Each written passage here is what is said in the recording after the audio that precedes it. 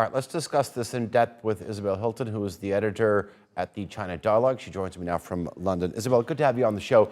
The white paper makes a reference to the peaceful reunification, but it also goes on to state that China has sort of more confidence and has greater capabilities to achieve national reunification. I mean, there are definitely some military undertones here. There definitely are. And the other thing that if you compare it with a previous white paper, which ruled out the stationing of Chinese military personnel in Taiwan after reunification, that has disappeared, because clearly if there is an invasion, there would have to be an occupation, which Taiwan would resist, and that would tie down a lot of Chinese troops. So essentially, this white paper strips out the promises of the things that would constrain a military operation, and is an attempt to intimidate Taiwan, to show that the resistance is pointless and all of that. So it's a pretty hard line compared to earlier versions. Yeah, I think we've seen the progression and the tone of the white paper in years. I mean, let me ask you, how much credibility does this one country, two system have in Taiwan, you think?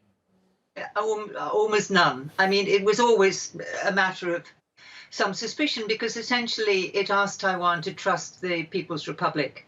And the latest opinion polls show that 98% of Taiwanese do not consider themselves only Chinese. They're either Taiwanese and Chinese, or they're Taiwanese in their views. So 2% of the population consider themselves, they identify with the mainland.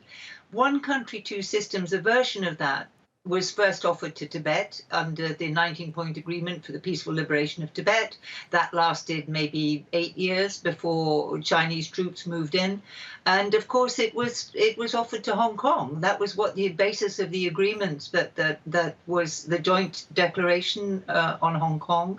It was Deng Xiaoping's formula. It said essentially Hong Kong can stay unchanged in its way of life for 50 years. And we've seen what happened. Now, Taiwan watches these things very closely.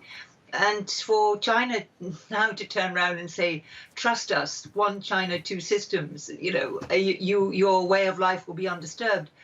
Frankly, it's just lost all credibility. Yeah. So I don't think anyone in Taiwan would really take that to the bank at this point. I was going to mention in Hong Kong, but it's a great point that you made about Tibet. I mean, when you think that the one country, two systems planned by China for Taiwan, I mean, it would look fairly similar to what Hong Kong is looking like today. Well, yes, it would. I mean, it would essentially, the offer would be that you acknowledge Chinese sovereignty, but we don't interfere with anything else.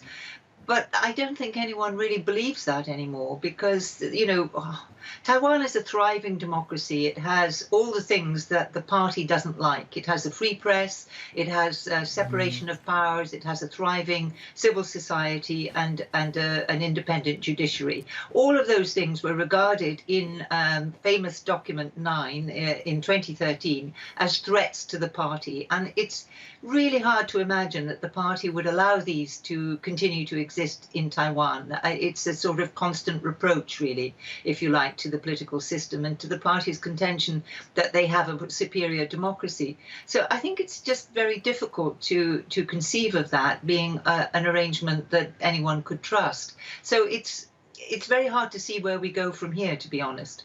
All right, Isabel Hilton, pleasure having you on the show and talking to you. Do appreciate it. Thank you.